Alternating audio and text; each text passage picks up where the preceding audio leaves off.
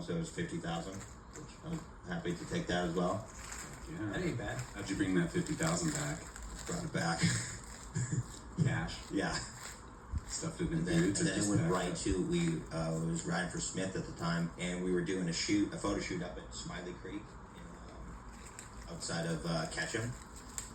And I had like $50,000 in cash with me, we're staying in this little shack. I'm like, dude, I need to go old school. I need to like bury this thing, like, don't trust anyone, so I just kind of found like a little secret spot to stash it in the cabin when we were out filming and stuff, but yeah. Is that when you did, I was watching all your footage, man, I was looking at backcountry clips, dude, some shit that still I don't even know has been done, like switch double back rodeo 1080. Did you do that at Smiley Creek? Yep. Dude, insane. I don't think anybody's done that since. That was like over 10 years ago, right? That's the one that I tried to do and I broke my jaw. Yeah, yep. I did it once at Smiley Creek, and then I'm like, oh, on Jawbreaker. I guess they're calling it Jawbreaker now. I haven't been back, but I would totally hit that jump again. That jump was awesome, but that's what I was going for after I landed front double 10. And then I'm like, oh, I definitely got switched to back rodeo 10, If you look at the footage, I was pretty damn close. You landed in a hole. Landed in a bomb hole. Yes. Landed in a bomb hole, dude. Right. And I just never saw it, I just never saw the bomb hole, so. And that thing was a jacker. So you like dropped out of the sky in that. Yeah, but I love jumps like that. I love jumps that shoot you straight up and straight down. Because usually the ragdolls aren't as bad.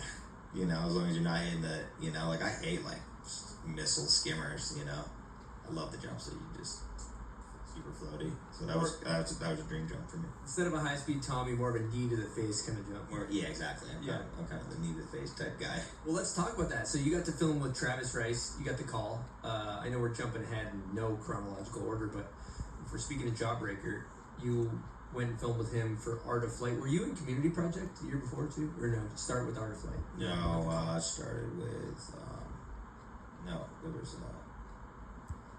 we're missing one. That's it, that's all? That's it, that's all. Yeah, this is your first video one. part. Yeah, that's it, that's all. No, I filmed a little bit here and there before. Maybe Trans World, I think before then. Maybe the Bone Age was before then. I can't remember too. the order. I think you're right. Yeah. Yeah, we filmed that a little bit for That's It, That's All out in New Zealand. I got some clips, and then the Art of Flight. Mm-hmm.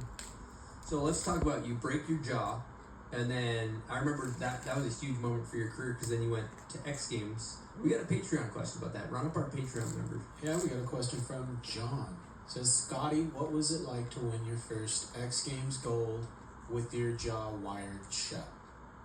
Yeah, it was cool, man. I was really excited. I really didn't think I was going to go to X Games. I was supposed to. I was not supposed to, right? But really, it came down to my jaw wasn't going to heal. So there was no really healing process. Would have broken 2 different spots. And they couldn't do surgery on it. I got it checked out a million different times, and no one would touch it. It's still broken. It's still not, attached here. So when I open my jaw, it just goes off to the side, So I had to totally mess my bite up. I had to do a lot of work with my teeth to get everything kind of lined up. It's still not, lined up properly, but it was really cool, man. Going right from there, I had lost a lot of weight. Because my jaw was wired shut, and the only thing I could get through was just literally through the cracks of my teeth. So it's anything they would get through. So it was just all liquid. So I lost just 15 pounds in 12 days or something like that. So when I show up at X Games, people are like, dude, you're looking skinny. And I'm like, I know, dude. I'm trying to eat.